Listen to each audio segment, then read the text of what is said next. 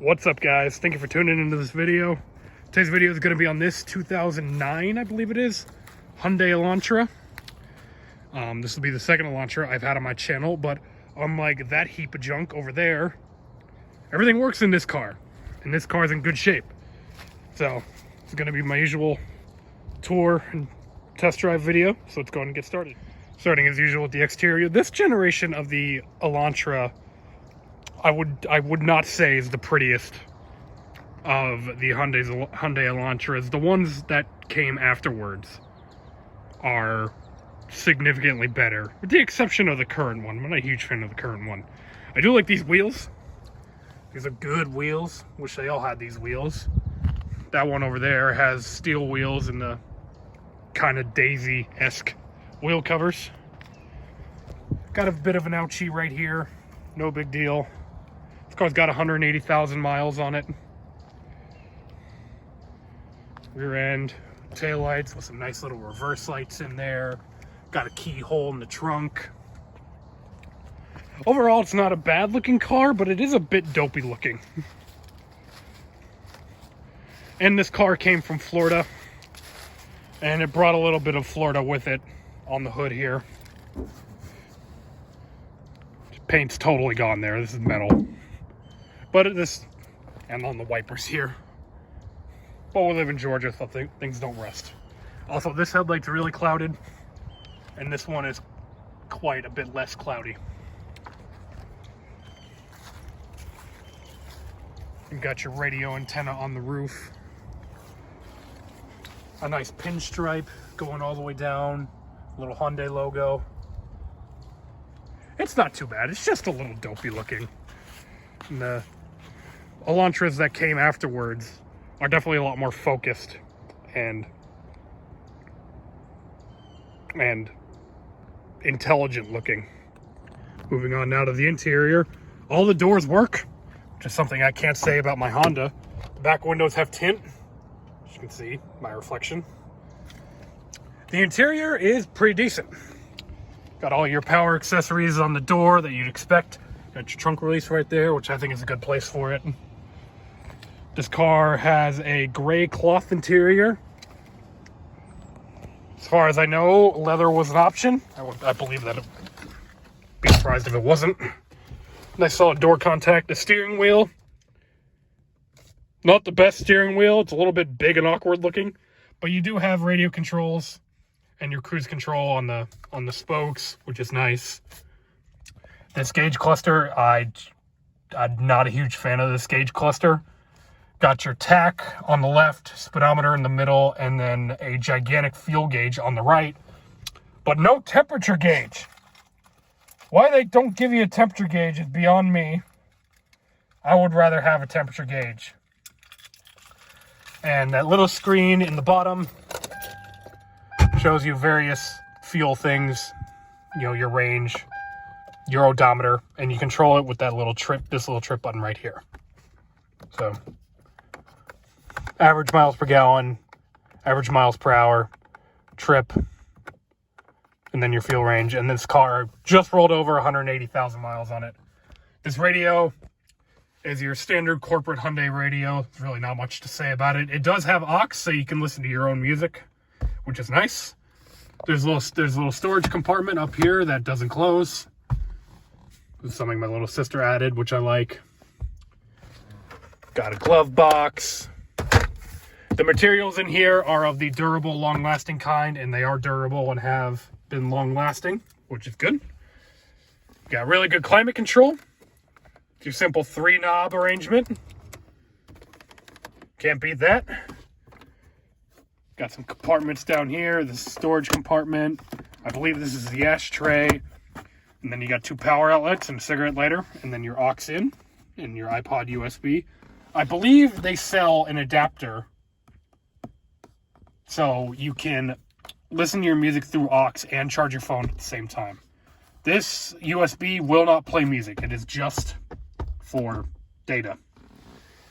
Going down the center console, we got the shifter, which is of the sawtooth variety, and it is a 4-speed automatic.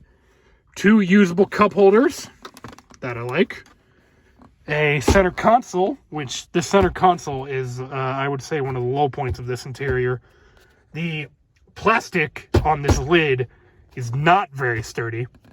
And on that Elantra over there, the plastic has disintegrated, and this center console lid has turned into a giant crater. But it is 2-level. Got the first compartment there, which is relatively deep. And then you got the second compartment up here for putting stuff. These seats are decent. They hold me pretty well. They're not super supportive, but they are comfortable enough. On the ceiling here, you got your dome lights. Very typical stuff. Sunglasses holder. Your visors. Grab handles. Door light. Or, yeah, this is your dome light. These are map lights. Dome light, map lights. And then we got the back seat. Overall, it's a pretty basic interior, but it gets the job done. The materials are decent. As far as I know, there isn't squeaks or rattles in this car, and it's held up well. It's held up to the sun, things like that. Not too bad. Your headlights, fog lights, all your stocks are very standard stuff. You do have variable intermittent windshield wipers, which is nice, and I'm sure they don't make a ton of noise like my Honda. And that should do it. Let's move on to the trunk now. Now moving on to the trunk, which I popped open with the button on the door, or you can use the key fob. There is a nice handle right beneath the Hyundai logo to grab and open it. Inside the trunk, we got some stuff. We got releases for the rear folding seats. And you have about 14.2 cubic feet of cargo space in here and a spare tire underneath the carpet. There is no handle on here to grab and close the trunk, so people are going to be marking this up with their fingers to close the trunk, which is annoying. I wish every car should have a handle. But it's a pretty typical trunk. Now we shall check out the engine.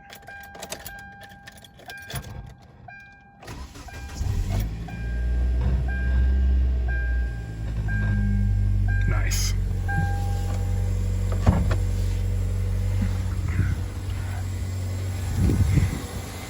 Under here, you're gonna find the Theta 2 engine. 2-liter, dual overhead cam, 4 valve per cylinder, I believe. Makes 143 horsepower and 137 foot-pounds of torque. Reliability-wise, they're pretty decent. I read online that these engines are designed for a life cycle of 300,000 kilometers, which is 186,000 miles. But I'm sure there's a lot of these with way more miles than that. Got your belts and your alternator right there. Looks like there's pretty decent access to everything. Airbox, battery, air hose, coolant hoses right there. Motor mount, coolant, washer fluid. Not too bad. It's been pretty reliable. It's had very few issues for the owner.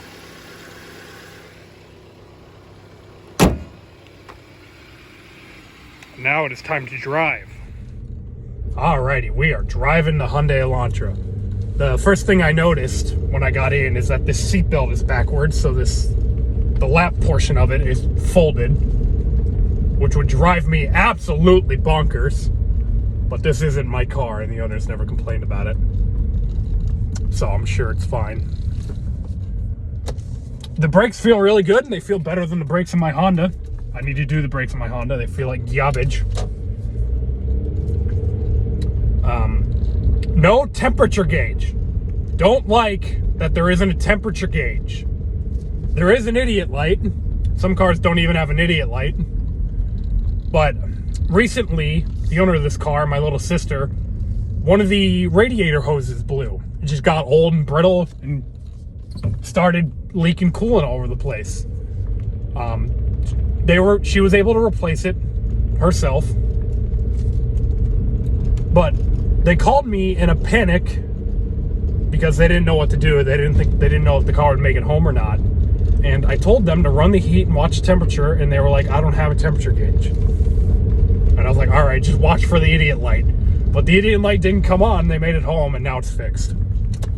But it's just annoying to not have a temperature gauge. Like, if it has coolant in it, give it a fucking temperature gauge, for God's sake.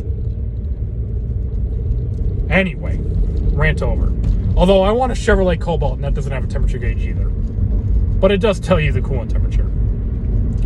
Anyway, so first impressions, this thing drives normal. Nothing unusual about it. The transmission feels pretty good. The shifts are crisp. I know the shit pile Hyundai Elantra, the blue one that has been in a couple shots, that one is on its second transmission. But as far as I know, this one is on the original transmission. This car has been maintained pretty well. The current owner maintains it pretty well, and they got it from one of their previous roommates who also maintained it pretty well. So it drives pretty well for 180,000 miles on it. It definitely looks a little worn. You know, all the paint missing on the hood, and there's plenty of stains in the interior. But it's not too bad. The steering so far feels relatively numb.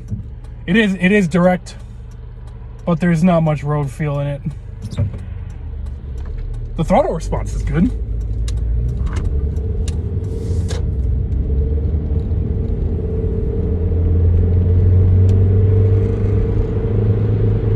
The engine has good power. Good merging power. Not too bad. This gigantic fuel gauge I am not a fan of. And it partially goes back to the no temperature gauge, which really bothers me. And it's difficult to tell at a quick glance where half a tank is. The fuel gauge doesn't really make a lot of sense. I don't like it very much. The shit pile Hyundai Elantra, the blue one, has a temperature gauge and it has a better fuel gauge. But I also believe that car is a year newer than this car. Visibility out of this thing is pretty good. The mirrors are very large, and you can see a lot out of them, which is great. Back window's also reasonably, the visibility direct behind you is pretty good. There is tint on the back window and on the rear passenger window, rear door windows. Why am I brain farting that? But the tint job was a lousy job, and the tint's peeling off all over the place. Oh well.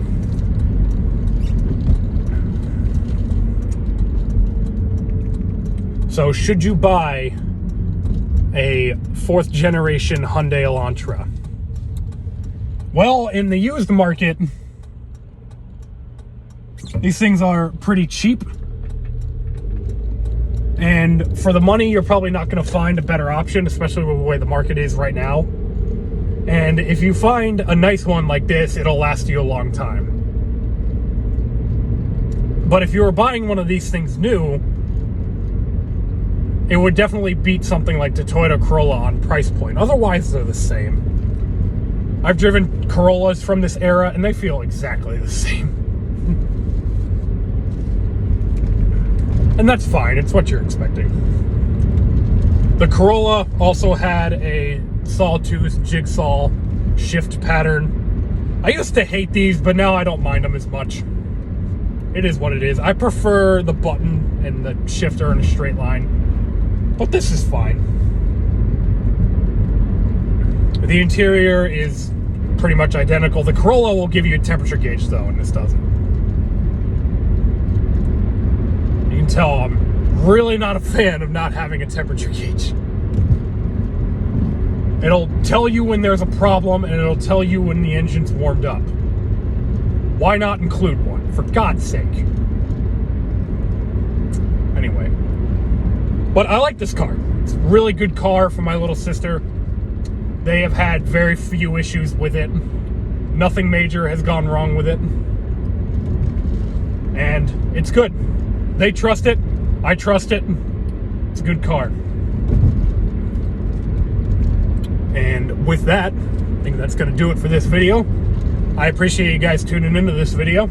If you like what you saw here, please subscribe. My goal is to get 1,000 subscribers by some point. It was by the end of the year, but then I didn't release a video for several months. So like, comment, subscribe, do all the things. I will see you in the next video. Thanks for watching.